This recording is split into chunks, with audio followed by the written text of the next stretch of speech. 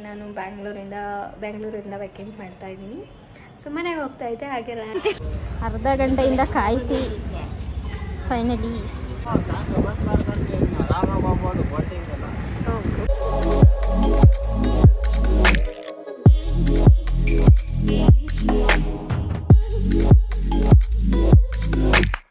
Welcome back to ಬಿಂದು Srinath YouTube channel.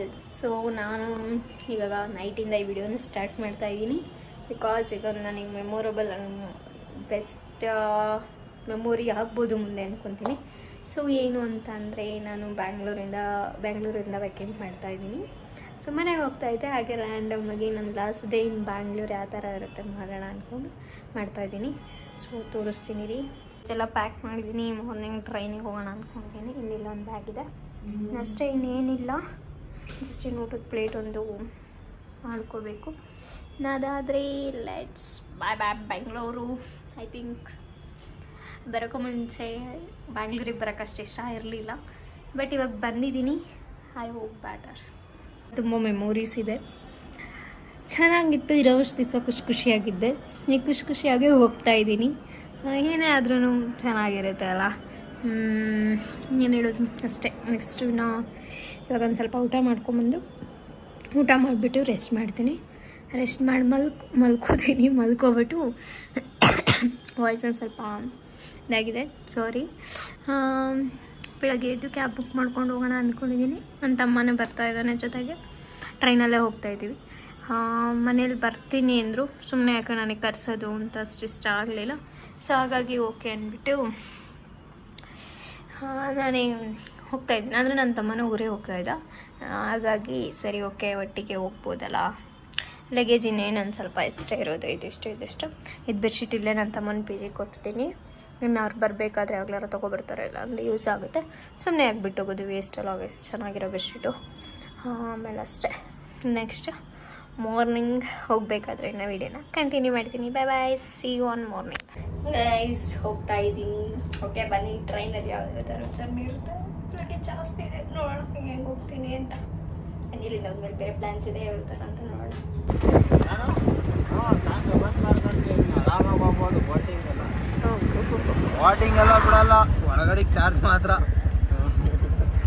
ಇನ್ನು ನಾನು ಲಾಲ್ಬಾಗ್ ಚಿಕ್ಕ ಹುಡುಗಿನಲ್ಲಿ ನೋಡಿದ್ದು. ಸೊ ಹಾಗಾಗಿ ಹೋಗ್ತಾನೆ ಒಂದು 2 ಕಿಲೋಮೀಟರ್ಸ್ ಆಗುತ್ತೆ ಅಂದರು. ಸೊ ಓಕೆ ಹೋಗೋಣ ಅಂತ ಅಲ್ಲಿಂದ ಹೋದ್ವಿ.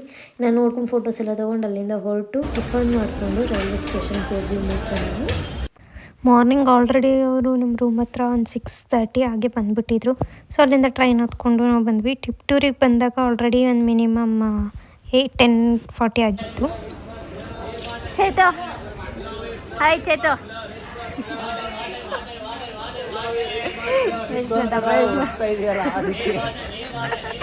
ಬ್ಲಾಗ್ ತಗೊಂಬ ಇಟ್ಕೊಂತೀವಿ. ಅರ್ಧ ಗಂಟೆಯಿಂದ ಕಾಯಿಸಿ ಫೈನಲಿ ಬಂದ ಗೈಸ್. ಇವಾಗ ಎಷ್ಟೊತ್ತು ಬೇಕೆ ಬರೋಕ್ಕೆ?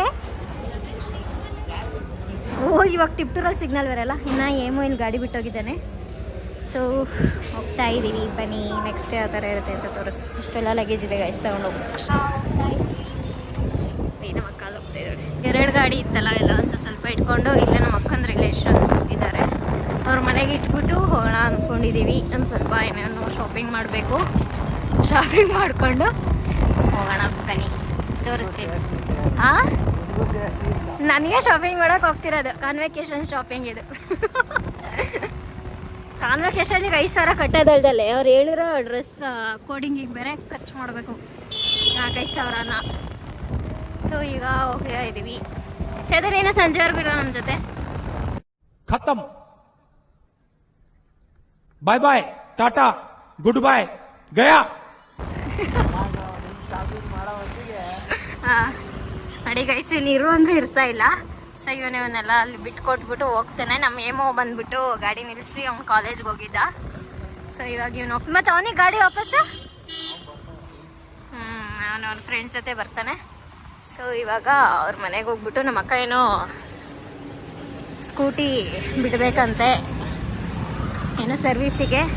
ಸೊ ಅವ್ರದ್ದೇ ಶೋರೂಮ್ ಅವ್ರ ರಿಲೇಷನ್ಸ್ ಅಂತೆ. ಸೊ ಹಾಗಾಗಿ ಹಾಂ, ಸೊ ಹಾಗೆ ಹಂಗೇನೆ ಅವ್ರದ್ದೇ ಗಾಡಿ ಇಸ್ಕೊಂಬಿಟ್ಟು ಎಲ್ಲೆಲ್ಲಿ ಓಡಾಡಬೇಕು ಶಾಪಿಂಗ್ ಮಾಡ್ಕೊಬಿಟ್ಟು ಇನ್ನು ಅಪ್ಪಾಜಿ ಬರ್ತಾರೆ ಸಂಜೆ.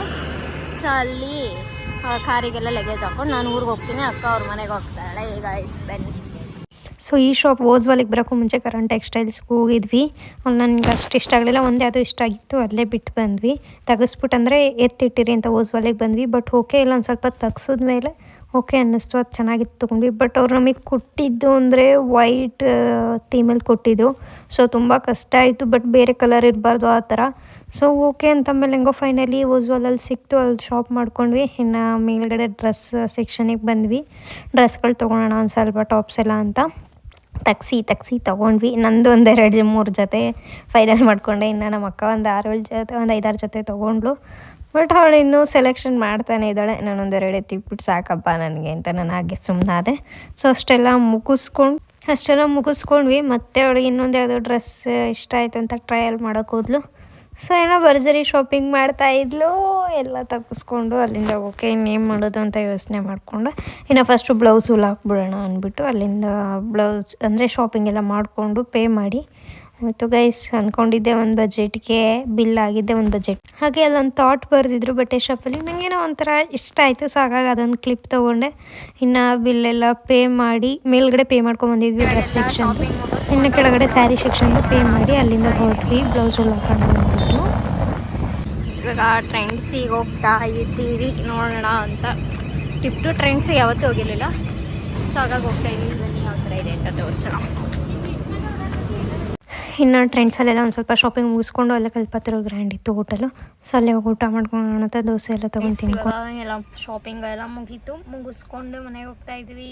ಅಂದರೆ ನಮ್ಮ ರಿಲೇಷನ್ ಮನೇಲಿ ಬ್ಯಾಗ್ ಇಟ್ಟು ಬಂದಿದ್ವಲ್ಲ, ನನ್ನ ಮನೇಲಿ ಬ್ಯಾಗ್ ಇಟ್ಟಿದ್ವಲ್ಲ, ಅಪ್ಪಾಜಿನ ಅಲ್ಲಿಗೆ ಬಂದರು. ಸೊ ಫ್ರೂಟ್ಸ್ ಎಲ್ಲ ತಿನ್ಕೊಂಡು ಅಲ್ಲಿಂದ ಲಗೇಜ್ ತೊಗೊಂಡು ನಾನು ಅಪ್ಪಾಜಿ ಈ ಕಡೆ ಬಂದ್ವಿ. ಇಲ್ಲಪ್ಪ ಏನೋ ಕೆಲಸ ಇದೆ ಅಂತ ಹೋಗಿದ್ದಾರೆ. ಸೊ ಇನ್ನು ಅಕ್ಕ ಊರಿಗೆ ಹೋದ್ಲು, ಬಿಕಾಸ್ ಗೊತ್ತಲ್ಲ ಪುನರ್ ಬರೋ ವರ್ಷದಗಳು ಮನೆಗೆ ಹೋಗಬೇಕು, ಇಲ್ಲಾಂದರೆ ಇದ್ದಿದ್ದೆ ರಂಪ. ಇನ್ನು ನಮ್ಮ ಭಾವ ಬೇರೆ ಇದು ಟ್ರಿಪ್ ಹೋಗಿದ್ದಾರೆ. ಟ್ರಿಪ್ ಅಂದರೆ ಮಂತ್ರಾಲಯಕ್ಕೆ ಹೋಗಿದ್ದಾರೆ. ಸೊ ಇನ್ನು ಅದು ಎರಡು ಮ್ಯಾನೇಜ್ ಮಾಡೋಕ್ಕಾಗಲ್ಲ ಅಂದ್ಬಿಟ್ಟು ಅವಳು ಹಾಗೆ ಹೋದ್ಲು.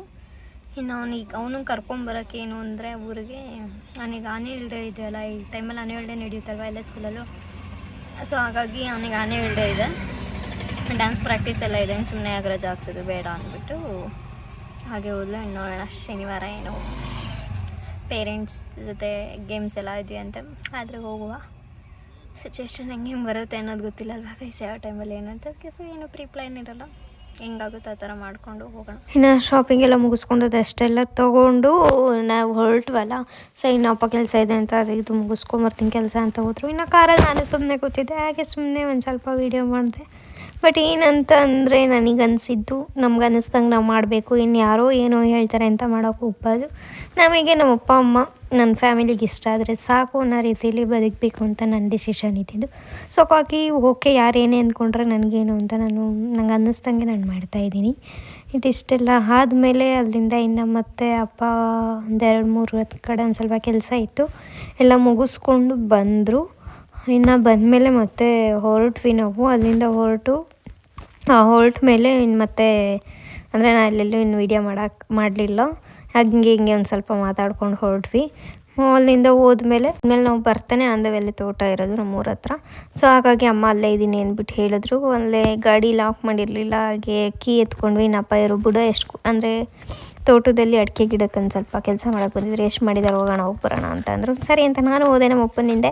ಇನ್ನಾಗೆ ಒಂದು ಸ್ವಲ್ಪ ಆಯ್ತು ಅನ್ಸುತ್ತಲ್ವ ಕೆಳಗಡೆ.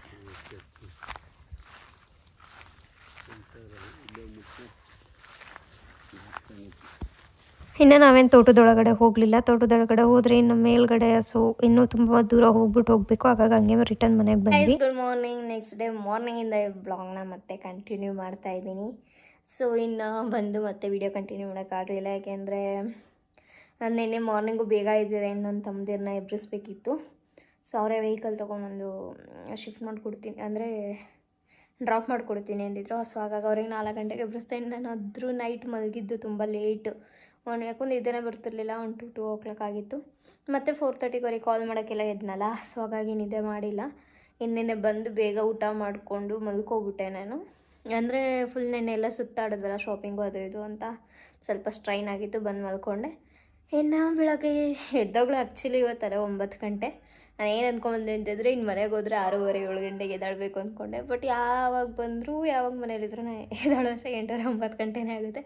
ಸೊ ಎದ್ದು ನಾನೊಂದು ಸ್ವಲ್ಪ ತರಕಾರಿ ಎಲ್ಲ ಚಾಪ್ ಮಾಡಿಕೊಟ್ಟೆ. ಇನ್ನದು ಬಿಟ್ಟರೆ ಅಮ್ಮ ಎಲ್ಲ ಟಿಫನ್ ಮಾಡಿದ್ರು. ಇನ್ನು ಅಮ್ಮ ಅಪ್ಪಾಜಿ ಅಂಗಡಿಗೆ ಹೋದರು, ಅಮ್ಮ ತೋಟಕ್ಕೆ ಹೋದರು. ಅಡಿಕೆ ಬಿಡಾಕಿಡ್ತಾರೆ. ಸೊ ಏನೋ ಕೆಲ್ಸಕ್ಕೆ ಬಂದಿದ್ದಾರೆ, ಹಾಗಾಗಿ ಹೋದರು. ಸೊ ನಾನು ಎಲ್ಲ ಕೆಲಸ ಒಂದು ಸ್ವಲ್ಪ ಇತ್ತು, ಕಿಚನ್ ಕ್ಲೀನ್ ಮಾಡಿಕೊಂಡೆ. ಆಗ ತೋಟಕ್ಕೆ ಹೋಗ್ಬಿಟ್ಟು ಮೋಟ್ರ್ ಆಫ್ ಮಾಡ್ಕೊಂಬರಬೇಕು. ಸೊ ಏನೋ ನೀರು ಸಾಕು ಅಂದರು. ಸೊ ಹಾಗಾಗಿ ತೋಟಕ್ಕೆ ಹೋಗಿ ನೀರು ಆಫ್ ಮಾಡ್ಕೊಂಬರ್ಬೇಕು. ಆಟೋ ಆಫ್ ಮಾಡಬೇಕಂತ 2 ಗಂಟೆಗೇನೋ ಮೋಟ್ರ್ ಲೈನ್ ಬರುತ್ತೆ. ಸೊ ಬನ್ನಿ ಹೋಗ್ತಾಯಿದ್ದೀನಿ, ನಿಮಗೂ ತೋರಿಸ್ತೀನಿ ನಮ್ಮ ತೋಟನ. ಆಲ್ಮೋಸ್ಟ್ ಎಷ್ಟೊಂದು ಸಲ ನೋಡಿರ್ತೀರ, ಬಟ್ ಬನ್ನಿ ಇವತ್ತು ಹೋಗ್ತಾಯಿದ್ದೀನಿ. ಊಟಕ್ಕೆ ಬಂದಿದ್ದೀನಿ ಗೈಸ್. ಎಷ್ಟು ಚೇಂಜಸ್ ಅನ್ನಿಸ್ತಿದೆ ಅಂದರೆ, ನಾನು ಲಾಸ್ಟ್ ಟೈಮೇ ಹೇಳಿದ್ದೆ ಮಣ್ಣಿನ ಲಾರಿ ಬರ್ತಾಯಿದೆ ಸಮಥಿಂಗ್ ಇದು ಸ್ಕೂಲ್ ಹತ್ರ ಹೋಗ್ಬೇಕಾದ್ರೆ. ಸೊ ಎಲ್ಲ ತೋಟಕ್ಕೆ ಸುರಿಸಿದ್ದಾರೆ, ಚೇಂಜಸ್ ಇದೆ, ಚೆನ್ನಾಗಿ ಅನ್ನಿಸ್ತಾ ಇದೆ. ಇನ್ನು ಇಲ್ಲೇದು ಅಡಿಕೆ ಬುಡ ಕುಕ್ಕಿಸ್ಬೇಕು ಅಂದ್ಕೊತೀನಿ. ಮೇ ಬಿ ಅಲ್ಲೇ ತೋಟದ ಕುಕ್ಕಿಸ್ತಾ ಇದ್ದಾರೆ, ಅಂದರೆ ಕ್ಲೀನ್ ಮಾಡಿಸ್ತಾ ಇದ್ದಾರೆ ಅಡಿಕೆ ಬುಡ ಸುತ್ತ. ಸೊ ಇವಾಗಲೂ ಮೇ ಬಿ ಇಲ್ಲೇದು ಮಾಡಿಸ್ಬೇಕು ಅಂದ್ಕೊತೀನಿ. ಇಲ್ಲೂ ಎಲ್ಲ ಬಂದಿದೆ. ಬನ್ನಿ ಕೆಲಸ ಮಾಡ್ಕೊಂಡು ಹೋಗ್ಬಿಡೋಣ. ಸೊ ಇವಾಗ ಮೋಟ್ರ್ ಆಫ್ ಮಾಡೋಣ ಅಂತ ಇದ್ದೀನಿ. ಕರೆಂಟ್ ಇಲ್ಲ, ಸೊ ಆಟೋ ಆನ್ ಮಾಡಿದಾರಂತೆ ಅಮ್ಮ. ಹಾಗಾಗಿ ಆಟೋ ಆಫ್ ಮಾಡ್ಕೊಂಡು ಹೋಗೋಣ.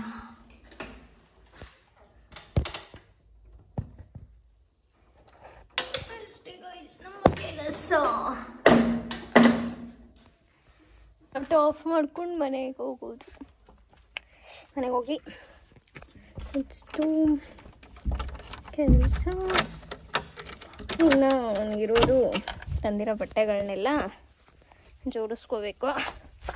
ಸೊ ಲಾಸ್ಟ್ ಟೈಮ್ ಬಂದಾಗ ಪುನಃ ಕರ್ಕೊಂಡ್ಬಂದಿದ್ದೆ, ತೇವಾಗಿದೆ ಅಂತ. ಇದು ಹೋಗಿರಲಿಲ್ಲ ಕೇಳೋಕ್ಕೆ ಫುಲ್ಲು. ಕರೆಕ್ಟಾಗಿ ಒಂದು ಕಾಯಿ ಬಿತ್ತು ಗೈಸ್. ಎಷ್ಟೊಂದು ಕಾಯಿ ಬಿದ್ದುಬಿಟ್ಟಿದೆ. ಎಲ್ಲ ಗುಡ್ಡ ಹಾಕಿ ಹೋಗುವ ಮನೆಗೆ. ಬಂದಿದ್ದಕ್ಕೂ ಒಂದು ಕೆಲಸ, ಎಕ್ಸಸೈಸ್ ಅಲ್ಲ. ಬ್ಯಾಂಗ್ಳೂರು ಇಲ್ಲೆಲ್ಲರೂ ಇದ್ದರೆ ಎಕ್ಸಸೈಸ್ ಮಾಡ್ಬೇಕು ಅನಿಸುತ್ತೆ. ಹಳ್ಳಿ ಜನ ಚೆನ್ನಾಗಿರುತ್ತೆ. ಎಕ್ಸಸೈಸ್ ಆಟೋಮೆಟಿಕ್ ಓಡಾಡ್ತಾ ಇದ್ರೆ ಆಗ್ತಾ ಇರುತ್ತೆ. ಸೊ ಕಾಯಿ ಬಿದ್ದಿದ್ದಾವೆ ಗೈಸ್. ಕಾಯಿನೆಲ್ಲ ಹೊತ್ತಾಕಿ ಹೋಗೋಣ. ಅಲ್ಲೊಂದಿದೆ. ಓಕೆ, ಎಲ್ಲ ಗುಡ್ಡೆ ಹಾಕ್ಬಿಟ್ಟು ಆಮೇಲೆ ಸಿಗ್ತೀನಿ. ಸೊ ಕಾಯಿ ಎಲ್ಲ ಹಾಕಿ ಹೋಗ್ತಾ ಇದ್ದೀನಿ ಗೈಸ್. ಏನು ಮನೆ ಹತ್ರ ಮೋಟ್ರ್ ಆಫ್ ಮಾಡಿದ್ರು. ಸೊ ಇವಾಗ ಮನೆ ಹತ್ರ ಆಫ್ ಮಾಡೋಕ್ಕೆ ಕರೆಂಟ್ ಬರಲಿ, ಮನೆಗೆ ಸಿಂಟ್ಯಾಕ್ಸಿಗೆ ನೀರು ಬಿಟ್ಕೊಂಬಿಟ್ಟು ಆಮೇಲೆ ಡೈರೆಕ್ಟ್ ಆಫ್ ಮಾಡೋಣ ಅಂದ್ಕೊಂಡೆ. ಸೊ ಸ್ಕೂಟಿ ಇರಲಿಲ್ಲ, ಹಾಗಾಗಿ ದೊಡ್ಡ ಗಾಡಿನೇ ತೊಗೊಂಬಂದೆ. ಅಮ್ಮ ಸ್ಕೂಟಿ ತೊಗೊಂಡು ಹೋದ್ರು ಅಲ್ಲಿ ಹೊಲದ ಹತ್ರ. ಈ ಬಿಸಿಲಲ್ಲಿ ನಿಜ ನನ್ನ ಕೈಲಿ ನಡ್ಕೊಂಬರೋಕ್ಕಂತೂ ಆಗೋಲ್ಲ. ಸೊ ಹಾಗಾಗಿ ಓಕೆ ಅಂದ್ಬಿಟ್ಟು ಗೇರ್ ಗಾಡಿನೇ ತೊಗೊಂಬಂದಿದ್ದೀನಿ. ಸೊ ಇವಾಗ ಮನೆಗೆ ಹೋಗಿ ಈ ವಿಡಿಯೋನ ಕಂಟಿನ್ಯೂ ಮಾಡ್ತೀನಿ. ಬನ್ನಿ ಹೋಗೋಣ.